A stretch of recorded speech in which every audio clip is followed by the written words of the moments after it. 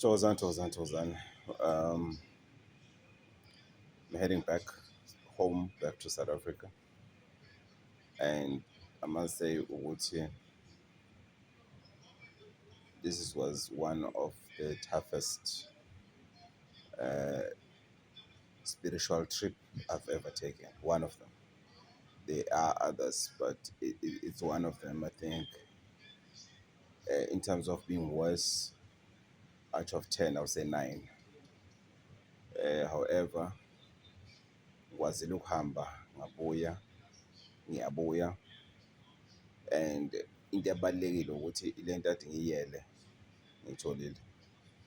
Yonke ebalulekile leyo kunayo yonke into ukuthi ithole phela into oyelayo endaweni, noma babe kwenzakalani, lento ungakhohlwa yinto osuke uyiyele endaweni.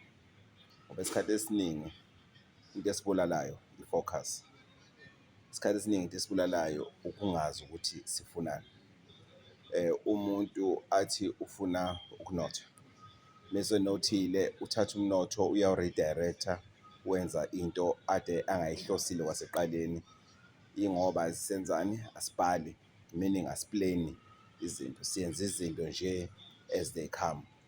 Uthole umuntu usuka nemali, sekathenga iy'mpahla ezi-expensive, sekathenga iy'moto ezi-expensive, yonke into angazange ayibhale phansi ukuthi nazi izinto engiy'dingayo.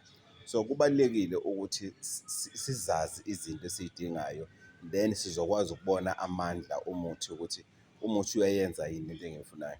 Abantu beye bathi gogo, ngifuna into yokuphila, ngifuna ukuphila, ngifuna ukuphuma ekuhluphekeni. Kodwa umuntu uma usumnikile into yokuphila, sekanezinye izinto ezintsha angazange ayiphahlele, angazange ayitshele umuthi ngesikhathi lokuzama uthi ufuna ukuphuma ekuhluphekeni. Azange athi ufuna ukuphila impilo yoku-prove i-point, impilo yobukhazikhazi, impilo yokubonisa abangani ukuthi naye uyakwazi ukwenza izinto zenzeke. So into engiyifundile lana kakhulukazi ukufokhasa.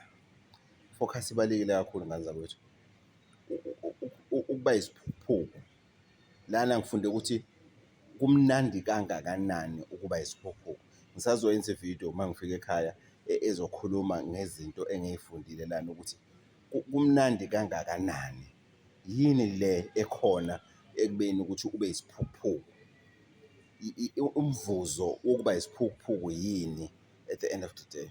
Because isikhathi esiningi sithanda ukuba la ekuhlakanipheni, and asifuni ukuphila impilo yethu, sifuna ukuphila impilo yomunye umuntu, sifuna ukubonisa omunye umuntu ukuthi si-right ekubeni ngaphakathi.